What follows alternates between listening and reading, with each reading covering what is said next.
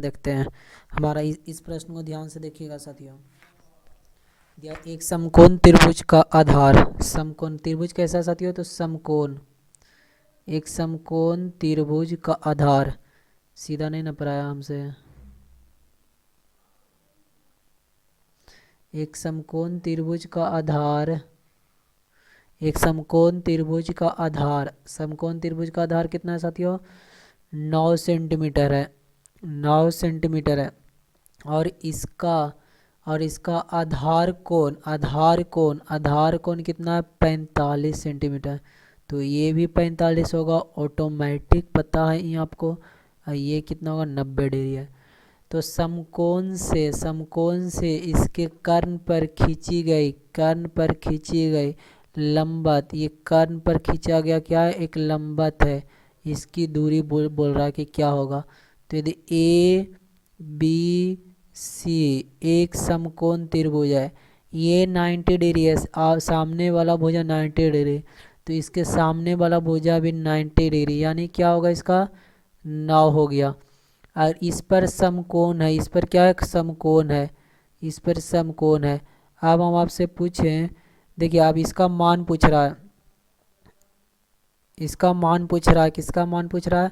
तो समकोण से इसके कर्ण पर खींची गई लंबत, मतलब ये बीडी यदि नाम दे तो बीडी का लेंथ कितना होगा।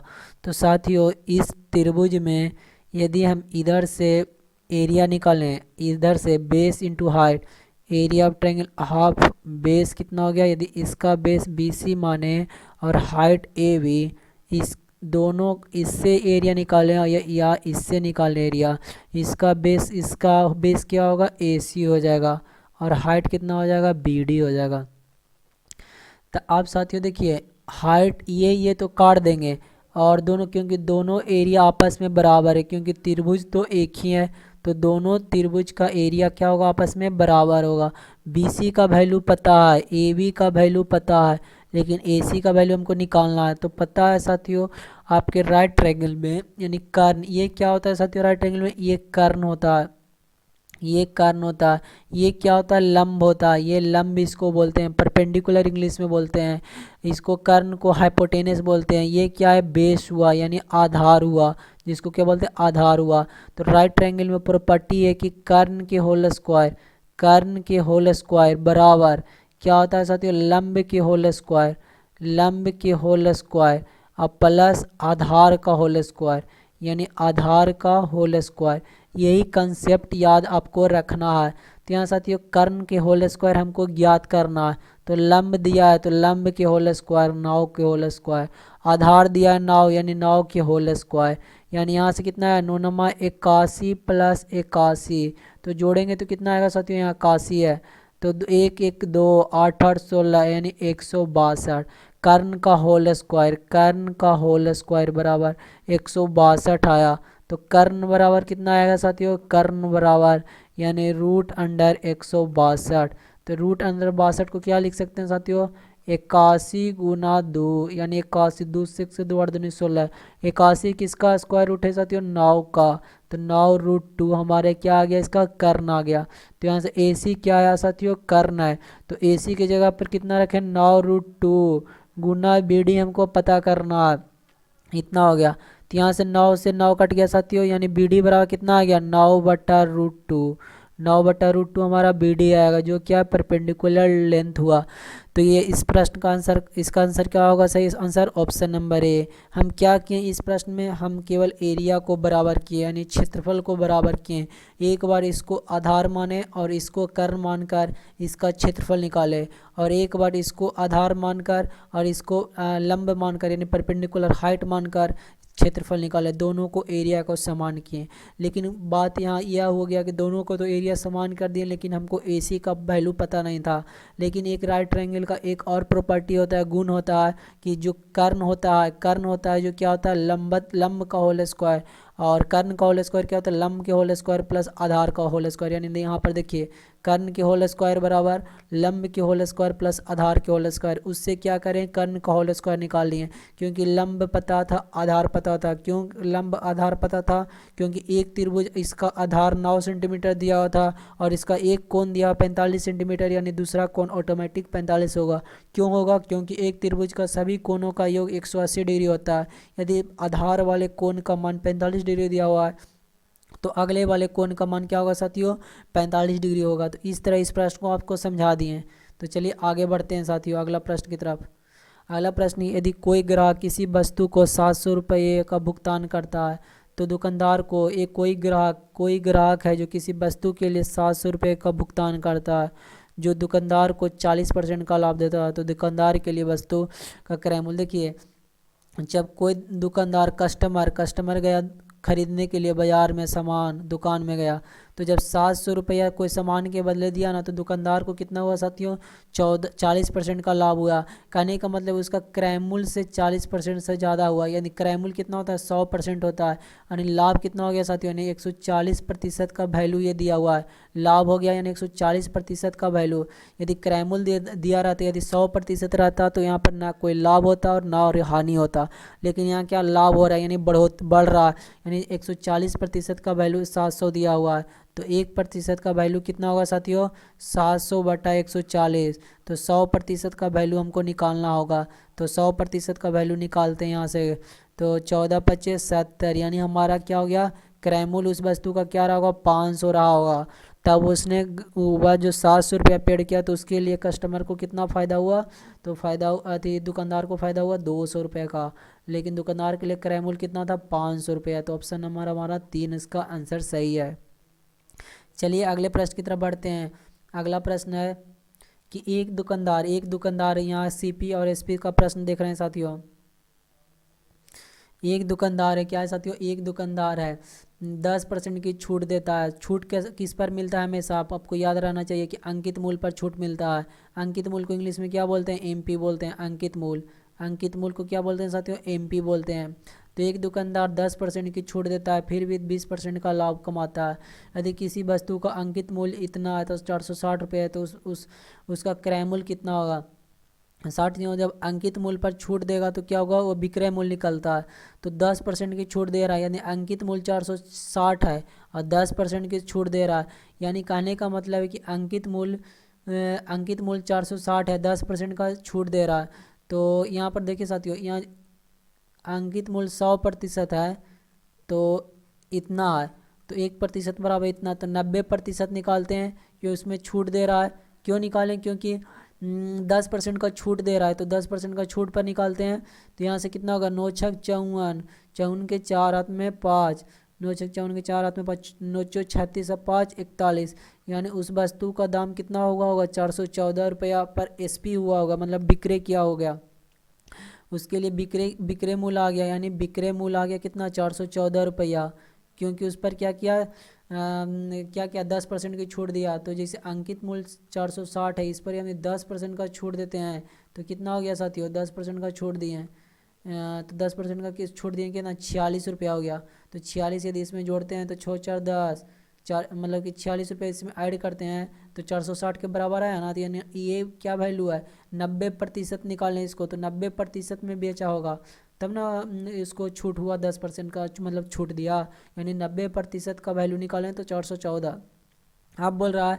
तो ये एसपी हुआ। आप बोल रहा है कि इस पर फिर भी उसको 20% का लाभ हो रहा है, यानी सीपी क्रय मूल्य से ज़्यादा हुआ होगा, यानी सीपी का 120% का वैल्यू क्या दिया हुआ है, 414। तो सीपी का 120% का वैल्यू, तो सीपी 100% कितना निकल जाएगा साथियों, 414/120 गुना 100, ये हो गया क्रय मूल्य निकलेगा 100%। तो 3 से 12 से काटते हैं, 12×3 = 36 और 12×3 = 36 अब 5, 36 अब 5 = 41, नहीं 4 से काटते हैं, 4×3 = 12, 4 2 से काटते हैं, 2 से 6×2 = 12, 2 से 5, 6 से काटते हैं, 6×6 = 36, 6×7 = 36 हुआ, 36 और कितना हो गया 5 हुआ, तो 36 और 5 = 54, 9×6 = 54, यानी कितना हो गया साथ 9×5 = 45 और 6×5 = 30 और 4 = 34, यानी उस वस्तु का क्रय मूल्य कितना है, 345 रुपया। समझ गए होंगे। अंकित मूल्य, पहले क्या अंकित मूल्य पर कोई वस्तु छूट देता है तो अंकित मूल्य पर ही देगा।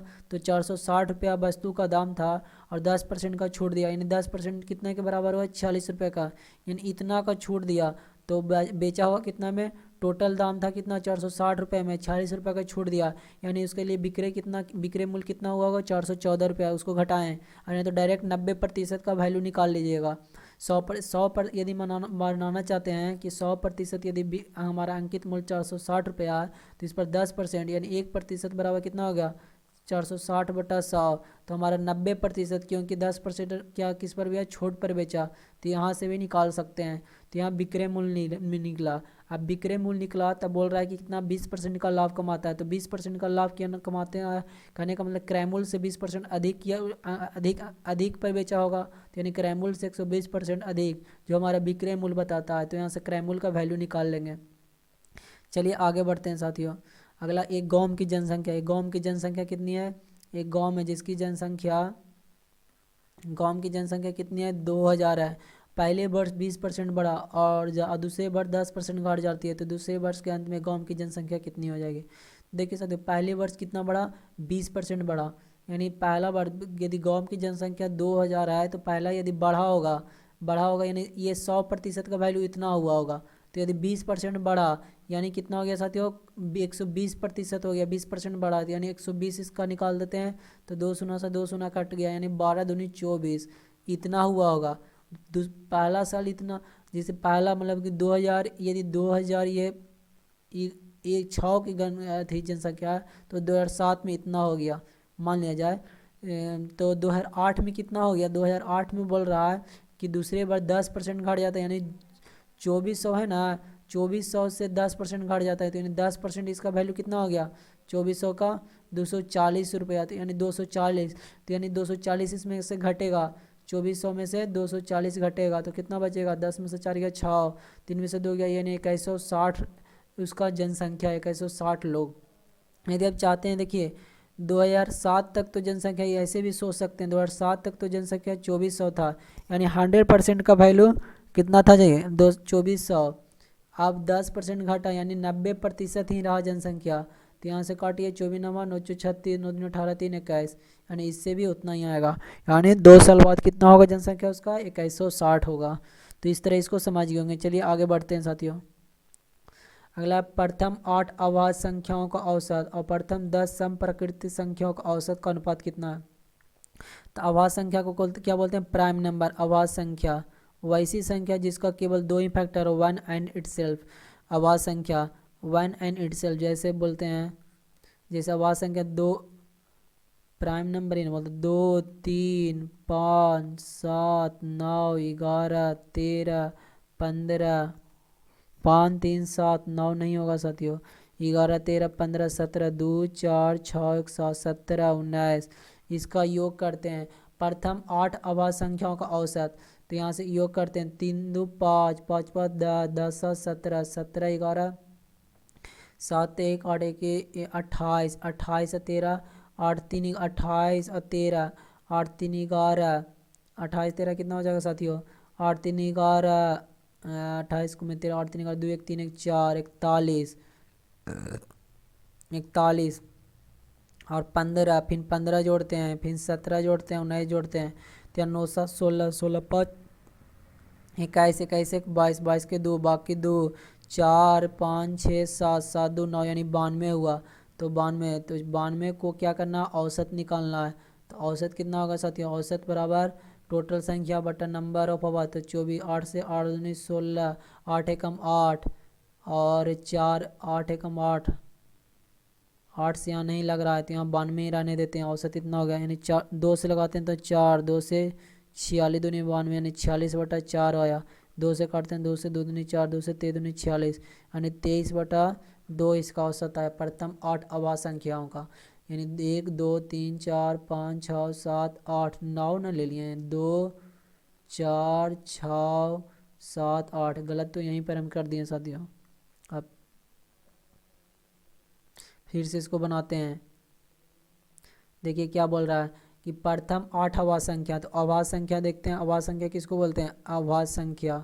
अभाज्य संख्या वैसी संख्या अभाज्य संख्या किसको बोलते हैं, लिखिएगा। वैसी संख्या जिसका केवल क्या हो, दो ही, केवल यहाँ नहीं फिर से, केवल दो ही फैक्टर विभाजित हो, दो ही फैक्टर हो, वन एंड इटसेल्फ फैक्टर हो, वन एंड इटसेल्फ, वन केवल एक और केवल अपने आप, उसको बोलते हैं अभाज्य संख्या। जैसे 2, 3, 5, 7, 11, 13, 15, 17, तो की को हुआ 2, 4, 6, 2, 8, इन सभी का योग करते हैं तो 3, 2, 5, 5, 5, 10, 10, 7, 17, 17, 11, 28, 28 और 13, 8, 3, 11, 8, 3, 11, 2, 1, 3, 1, 4, 41, और 15, 17, 7, 5, 12, और 2, 1, 7, 5, 2, 1, 3, 32, यानी कितना होगा, 4, 2, 1, 3, 4, 3, 7, 73 आया। सही से जोड़े ना, 7, 5, 12, 12, 3, 15, 15, 1, 16, 16, 7, 16, 7, 23, 23, 5, 28, 28, 28, 2, 30, 30, 3, 33 के 3, अब बाकी 33, बाकी 3, 1, 2, 3, 4, 4, 3, 7, 73, 73 बटा कितना हो जाएगा, 8, 8। आगे क्या है, प्रथम 10 सम संख्याओं, 10 प्रकृत संख्याओं का औसत, प्रथम 10 सम प्रकृत संख्याओं का औसत, सम 2, 4, 6, 8, 10, 12, 14, 16, 18, 20, क्या हुआ, 2, 4, 6, 2, 8, 2, 10, तो देखिए यहाँ से जोड़ते हैं, 8, 6, 14, 8, 6, 14, 4, 18, 2, 20, 20, 20 के 0, बाकी 2, 2, 1, 3, 3, 1, 4, 4, 1, 5, 5, 1, 6, 6, 1, 7, 7, 7, 1 मिनट, 8, 6, 14, 14, 14, 4, 18, 2, 20, 20, 8, 28, 28, 6, 28, 6, 34, 34, 4, 38, 38, 2, 40 के 0, हाथ में रहा 4, 2, 3, 4, 5, 6, 7, 7 और 4, 11, 7, 4, 11 बटा कितना हो गया, 10, यहाँ से 73, दोनों का औसत अनुपात 110 बटा 10। तो यहाँ से लग रहा है जी, नहीं लग रहा, तो कहीं ना कहीं हम गलती कर रहे हैं, इसको बाद में देखते हैं, इसको बाद में हम कोशिश करते हैं, देखते हैं। अगला भी, यदि 20 पुरुष प्रतिदिन 8 काम करते हुए 20 पुरुष प्रतिदिन 8 घंटे काम करते हुए एक कार को 6 दिनों में पूरा कर सकता है, तो कितने पुरुष प्रतिदिन 10 घंटा कार्य करते हुए उस कार को 4 दिन में करता है। तो देखिए 20 पुरुष, एक पुरुष का यदि एम यूनिट काम करता है तो 20 पुरुष 20 एम यूनिट काम करेंगे। 20 पुरुष प्रतिदिन कितने 8 घंटे काम करते हुए कार को 8 घंटे काम, एक कार को कितने दिन में, 6 दिन में करते हैं। मान लिया कि एम यूनिट काम करते होंगे तो 20 पुरुष मिल के 20 एम काम करते होंगे, 20 यूनिट काम करते होंगे, 8 घंटा प्रति करते होंगे तो इतना दिन लगता होगा, टोटल काम 6 दिन में ख़त्म होगा। टोटल वर्क हुआ, टोटल वर्क जानते हैं MDH, total work MDH, number of days, hour कितना लगा, number of man, total work, तो इधर कितना लग रहा है 6 दिन में करता है। तो कितने पुरुष को पता नहीं, संख्या बताना, उसका एफिशिएंसी मतलब 1 यूनिट काम करता होगा तो 1 पुरुष होगा। कितने 10 घंटा काम करते हुए काम को 4 दिन में पूरा करना है, तो दोनों के काम को बराबर कर दिए। तो यहाँ से देखिए एम से एम काट दिए, 4 से काटते हैं तो 4 दूनी 8, 4 दूनी 8, 2 से काटते हैं तो 2 पचे 10, 5 से काटते हैं तो 5 चौ 20, यानी x बराबर कितना आ गया 24 मेन चाहिए, तो काम को कितना दिन में कर देगा, 4 दिन में कर देंगे। तो इस तरह टोटल वर्क हो, टोटल वर्क के बारे में आपको पता है, टोटल वर्क क्या होता है, टोटल वर्क कुल कर क्या MDH, यानी कितने आदमी डेज हुआ, आवर हुआ, डेज हुआ, आवर हुआ, आवर हुआ, और ये क्या हुआ मंथ, मतलब कि कितने मेन, या मतलब कि व्यक्ति बताता ही है। तो इस तरह आप समझ गए होंगे। चलिए आगे बढ़ते हैं साथियों। खालिस्तान का इतना प्रतिशत है, किसका ये इतना प्रतिशत, यानी एक्स का कितना प्रतिशत है, 0.025%, किसका इतना प्रतिशत है। तो यानी इसको 100 से तो गुना करें, प्रतिशत के लिए 1, 2, 3, तो यहाँ से गुना करें 1, 2, 3 के लिए, तो किसका होगा साथियों,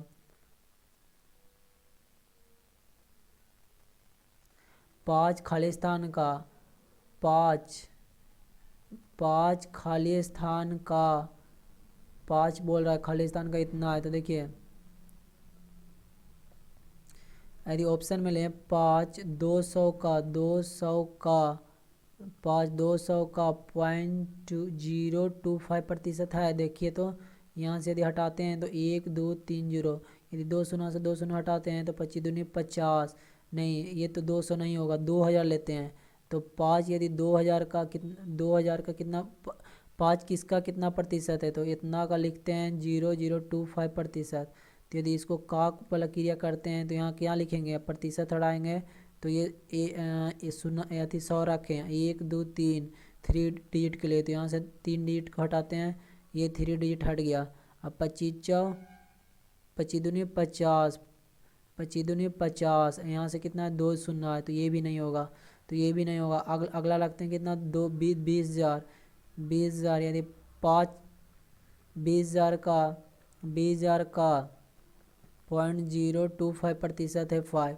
देखिए इसको सिंप्लीफाई करते हैं, 20,000 हुआ 1 2 3 4 का गुना हुआ 0.025% है, तो 100 नीचे रख दिए। यहाँ से 3 जीरो उड़ाते हैं तो 3 जीरो ये उड़ गया, तो यहाँ हट गया। 25 दूनी 50, यानी 50 पर 1 शून्य, यानी 100 से डिवाइड करते हैं, यानी हमारा ऑप्शन नंबर क्या हो गया, हमारा 20,000 का 5 किसका है, 20,000 का 0.025% है, ये याद रखिएगा। अब इसको नहीं तो आप ऐसे भी निकाल सकते हैं, 5 बराबर एक्स का कितना प्रतिशत है, तो 0.025%, प्रतिशत के लिए 100 नीचे से गुना किए, डिवाइड किया, और 3 जीरो किसके लिए, तो इसके लिए। अब यहाँ से देखिए, यहाँ ई एक्स का मान निकलना है, तो 5 इंटू 100 इंटू 1000, अब बटा कितना करेंगे 25, 25 5 दूनी 10, यानी कितना होगा 20,000 का कितना 0.5 है, जो 0.025% है। तो इस तरह समझ गए होंगे। चलिए आगे देखते हैं। अगला 23,808 रुपये की राशि को ए, बी और सी और डी के बीच में इस तरह विभाजित किया जाना है कि ए और बी के हिस्से का अनुपात 8:9 और बी और सी का अनुपात इतना और सी और डी के अनुपात इतना, तो बी और क्या हिस्सा बताइए। तो ए और बी का अनुपात कितना दिया है, यहाँ पर बहुत सारे अनुपात का खेल है केवल। ए और बी का अनुपात कितना दिया, 8:9 दिया है। और बी और सी का अनुपात कितना दिया है, 3:5 दिया है। और C/D का अनुपात कितना दिया, 1:2 दिया है। तो साथियों इस तरह देखिए इसको सॉल्व करना है, तो हम तो ऐसे करते हैं, कितना मेथड है कि यहाँ पर 3 भरते हैं, यहाँ पर 5 भरते हैं, यहाँ पर 5, यहाँ पर 3 भरें, यहाँ पर 5 भरें। नहीं, ये वाला मेथड हमको ये दूसरा मेथड से हम सिंप्लीफाई करते हैं। देखिए यहाँ पर यदि ए रेशियो बी कितना दिया है साथियों, 8:9 दिया है। B/C 3:5 दिया है। और C/D कितना दिया, 1:2। तो हमको सभी का मान निकालना है, सभी का मान निकालना। A/, B/C/D बराबर कितना होगा, इसको मल्टीप्लाई करिए, 8×24, 8×24, 8×24 हो गया। यहाँ कितना मरतबे, 8 को 3 मरतबे लगा रहे हैं, तो 9×27। यहाँ आपको ध्यान देना है कि 8 कितना बार पढ़ेंगे तो 24 आएगा, 3 मरतबे, तो 9 को भी पढ़ना है 3 मरतबे, तो 9×27।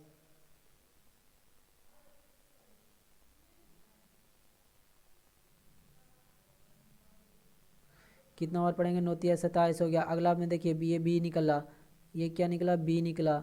अब आगे देखिए, अब ये सी निकालना है, तो 3 को कितना बार पढ़ें, तो 9 बार पढ़ते हैं तो 27 होता है, तो इसको 9 बार पढ़ेंगे तो 9×5 = 45, सी आया। अब देखिए ये कितना बार पढ़ें, ये कितना बार में 45 आएगा, तो 45 टाइम में, तो इसको 2 दुगना पढ़ेंगे तो 45 दूनी 90, यानी हमारा ये आंसर, ये हमारा आ गया शॉर्टेस्ट फॉर्म। अब इसको 3 से इसको और शॉर्टेस्ट बनाना चाहते हैं तो 3 कॉमन लेते हैं, 3×8 = 24, 3 से 9×3 = 27, 3 से 15×3 = 45, 3 से 3×3 = 90, तो ये हो गया। अब हमको इसको अनुपात में बांटना है, तो बी का हिस्सा, ए बी सी और डी का हिस्सा, तो जोड़ते हैं सभी को, क्योंकि जिस पैसा रुपया को बांटना है तो उसी के अनुपात में बटेगा जिस रेशियो में उसको देना है, रेशियो के अनुसार ही बढ़ता है। तो देखिए 9 8 17, 17 15, 17 15 कितना होगा 7 5 12, 32, 32 30 62, यानी 62 का वैल्यू कितना दिया साथ 2 3 8 0 8। हमको निकालना कहाँ है, बी का हिस्सा। बी का हिस्सा क्या 9 है, एक और जोड़ लेते हैं 15 9 9 5 14, 14 8 14 8 22, 22 के 2 22 के 2 22 के 2 हाथ मेरा 2 3 1 4 4 2 6 होती है इतना। तो एक बराबर कितना होगा 62। हमको निकालना है क्या, बी। बी का वैल्यू निकालना है तो इसको इससे गुना करते हैं। हम देखिए 2 से यदि लगाते हैं तो 2 से 3 दूनी 6, 2 एकम 2, 2 से लगाते हैं 2 एकम 2, 2 एकम 2, एक बचे यहाँ 2 9 दूनी 18, नए भाग लगा 0 4। अब हम इसको सिंप्लीफाई करते हैं, देखते हैं सिंप्लीफाई में लग जाता है 31 से इसको डिवाइड करते हैं 1 1 9 0 4 को। तो 31 तिया 93, 31 चौके 4 एकम 4, 4 तिया 12, 3 मरतबे लगाते हैं तो 31 तिया 93, 9 में से 3 गया 6, 9 दूनी 9 2 11, 0 लगाएं। अब 6 मरतबे लगाए हैं, 7 मरतबे लगाते हैं तो 7 एकम 7, 7 21, 8 मरतबे लगाएं, 9 मरतबे लगा सकते हैं, 9 एकम 9 9 तिया 27, 31 नामा 9 एकम 9 9 तिया 27, 279 नहीं लगा। तो हम कितना मरतबे लगाते हैं, 8 मरतबे लगाते हैं, 8 एकम 8, 8 तिया 24, यानी 10 में से 8 गया 2, 5 में से 4 गया 1। अब 4 मरतबे लगाते हैं, यानी कितना मरतबे टोटल कट गया 384 मरतबे इंटू 9, तो 9 चौ 36, लास्ट में किसका है 2 अंक में है। यहाँ पर ऑप्शन आपको भी देखना 9 चौ 36 इसमें भी है इसमें है, यानी ये ऑप्शन तो चला गया। अब देखते हैं 9 चौ 36, 9 8 72, 72 3 75, तो 75 5 किस में आ रहा है, तो हमारा ऑप्शन नंबर क्या होगा आंसर, ये आंसर सही है। तो ये वाला तरीका अच्छा, ये वाला ABCD निकालने के लिए सबसे पहले क्या करना आप, सबसे पहले A रेशियो B लिखना है, 8 रेशियो ना नहीं तो एक ऐसे भी होता है लेकिन इस पर हम प्रैक्टिस नहीं किया। देखिए A बटा B होता है 8 बटा 9 होता है ना साथियों, B बटा C क्या दिया है 3 बटा 5 दिया है, और C बटा D क्या दिया है 1 बटा 2। यहाँ B को कॉमन करते हैं तो यहाँ 3 से गुना करते हैं, 3 से गुना करते हैं तो यहाँ भी 3 से गुना करते हैं, यानी A रेशियो B, A बटा B ये भी तो हो ही गया, A बटा B बराबर 8 बटा 9 है, तो B बटा C बराबर कितना होगा 3 तिया 9 बटा 15, तो C बटा D, C को 15 से गुना करते हैं तो 15 बटा 30 हो जाएगा। तो यहाँ से A बराबर 8, B बराबर 9, C बराबर 15, D बराबर 30। तो इस तरह आप बना सकते हैं। और पैसा को बांटना है तो उसी अनुपात में बटेगा जिस अनुपात में उसको शेयर मिल रहा है, तो ये बात याद रखिएगा। चलिए आगे बढ़ते हैं। अगला है कि इसको x का मान निकालना है, 2 बराबर x प्लस 1 बटा 1 प्लस 1 बटा 3 प्लस 1/4। तो इसको सिंप्लीफाई करते हैं तो 4 तिया 12, 12 1 13, 4 तिया 12 1 13, तो 13 बटा 4 हो गया यहाँ पर साथियों, 4 तिया 12 1 13 बटा 4। इसको हम सिंप्लीफाई कर लिए तो कितना है हमारा 13 बटा 4। तो हम इसको क्या लिखेंगे 13 बटा 4 लिखते हैं। तो चलिए आगे बढ़ते हैं, यहाँ पर क्या लिखें 13 बटा 4, ये 4 ऊपर चला गया, 4 ऊपर चला गया तो यहाँ से कितना होगा 13, 13 4 17, यहाँ से 13 4 17 17, यहाँ से 13 4 17, 17 बटा 13 हो गया साथियों। तो 17। अब अगला हम क्या करेंगे x बराबर, अब हमको क्या करना है 2 बराबर कितना होगा x प्लस 1 बटा 17 बटा 13। तो यदि हम 13 को ऊपर भेजते हैं तो 13 यहाँ ऊपर चला गया, तो x बराबर कितना हो गया साथियों 2 माइनस 13 बटा 17 बराबर x, यानी 17 दूनी 34, 34 माइनस 13, 4 में से 3 गया 1, यानी 21 बटा 17। x बराबर कितना हो गया साथियों 21 बटा 17। तो हमारा आंसर क्या हो गया ऑप्शन नंबर 2। इसको सिंप्लीफाई करें, कुछ किए नहीं, इसको गुना किया 4 तिया 12 1 13, 13 बटा 4 आया, 4 को ऊपर भेजें, यहाँ पर 4 हट गया तो 13 4 17, 13 4 17, 17 बटा 13 हो गया, फिर 13 ऊपर चला गया तो 13 बटा 17 यहाँ पर हो गया। अब यहाँ x का मान निकालना था, इधर इधर ये जो वेरिएबल है इसको एक साइड रहने दिए हैं, कांस्टेंट वाला को एक साइड ले लाएं, तो 2 माइनस 13 बटा 17 कर दिए। तो इस तरह समझिए होंगे। चलिए आगे बढ़ते हैं साथियों। क्या दिया है साइन थीटा, साइन थीटा बराबर आपको दिया है, साइन थीटा बराबर क्या दिया है 2 बटा √5। तो आपको पता है कि साइन क्या होता है परपेंडिकुलर बाई हाइपोटेनस। तो एक राइट ट्रायंगल बनाते हैं, उसमें क्या दिया साइन थीटा दिया, मान ली एंगल थीटा है तो साइन थीटा कितना होता है परपेंडिकुलर बाई हाइपोटेनस ये है।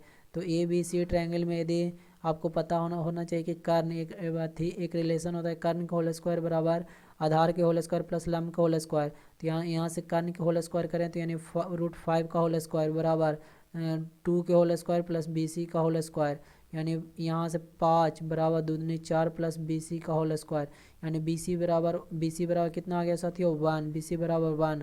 अब हमको क्या ढूंढना है, sec square theta plus cot square theta. तो साथियों पता है कि कोस यानी सेक को यदि चेंज करना चाहते हैं तो 1/कोसेक स्क्वायर को लिख सकते हैं, कोट बराबर क्या लिख सकते हैं, कोसेक स्क्वायर थीटा बटा साइन स्क्वायर थीटा। लेकिन इतना चेंज करने का ज़रूरत नहीं है, आप डायरेक्ट भी लिख सकते हैं। इसको यदि चेंज नहीं करिएगा तभी भी आप ला सकते हैं। सेक बराबर कितना होता है, कोस बराबर को आपको पता है, कोस बराबर क्या होता है, बेस बटा हाइपोटेनस। कोस बराबर क्या होता है, बेस बटा हाइपोटेनस। तो सेक इसका रिवर्स होता है, तो सेक बराबर कितना होगा, रूट मतलब हाइपोटेनस बाई बेस इसका होल स्क्वायर। अगला टैन थीटा बराबर कितना होता है, टैन का उल्टा क्या होता है, रिवर्स कॉट थीटा होता है। तो टैन थीटा कितना होता है, perpendicular by base. Tan theta कितना होता है, परपेंडिकुलर बाई बेस। तो कोट थीटा कितना होगा, बेस बाई परपेंडिकुलर, यानी tan theta perpendicular by base होता है तो cot theta base by perpendicular. तो 1/2 के होल स्क्वायर यहाँ से करते हैं तो 5 आया प्लस 1/4, यानी 5 और 20, 20 एक 21/4, इसका आंसर क्या होगा 21/4। यदि आप नहीं चाहते हैं तो इस तरह भी निकाल सकते हैं, कोस को फॉर्म में चेंज करके, उससे भी वही वैल्यू आएगा। तो आपको पता होना चाहिए कि सेक थीटा होता है 1/cos थीटा, और कोट थीटा होता है क्या 1/tan थीटा। ये बात याद रखिएगा, सेक थीटा क्या होता है 1/cos थीटा और कोट थीटा क्या होता है 1/tan थीटा।